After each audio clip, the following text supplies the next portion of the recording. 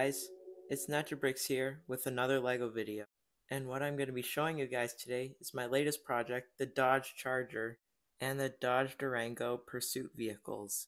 Now I already have done a video about my older police fleet a couple of years ago, and if you haven't already watched that, go check it out. I'll leave a link in the description to that video. The vehicles I had in my police fleet at that time included a Ford Taurus Police Interceptor and a Ford Explorer Police SUV. But it also included some American muscle cars, the Ford Mustang and Chevrolet Camaro Police Interceptors, and my fleet also included this dinky smart car for some reason. Although those vehicles looked great and served their purpose well, a lot of the building for those vehicles seemed very bland and basic. And I have definitely advanced in my LEGO building techniques, so I should showcase that on my builds. Also, the color scheme that I used was the typical black and white that you have seen countless times on other LEGO YouTubers' channels. It's time to be original and stand out from the rest. But back to the things that you want to see, the new police cruisers. Let's start off by taking a closer look at the Dodge Charger. For my new police fleet, I wanted to have a car that looked sporty and fast, but also something that wasn't super expensive and would be more affordable for the police department. And that's when I decided that the Dodge Charger was the best fit for the police force. I actually did make a Dodge Charger police vehicle before, but as I said, too basic, too boring.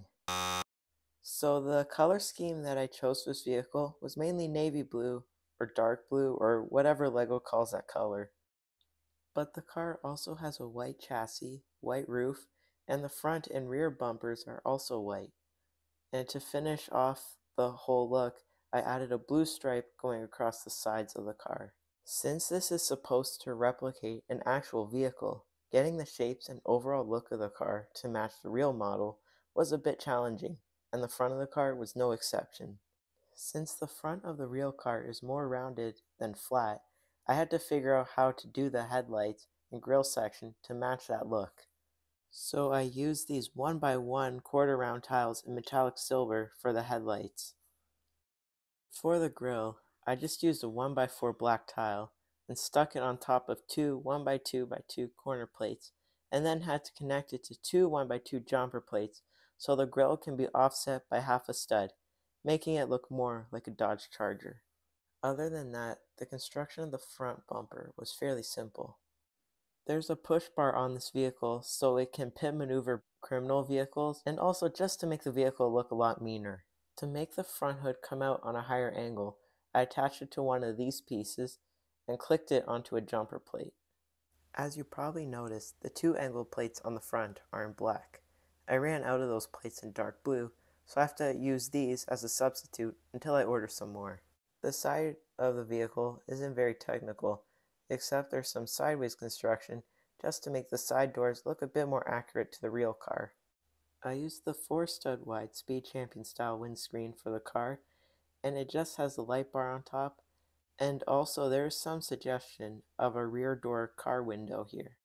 The back of the car just has two antennas on top of the trunk and the typical Dodge Charger taillights that stretch across the rear.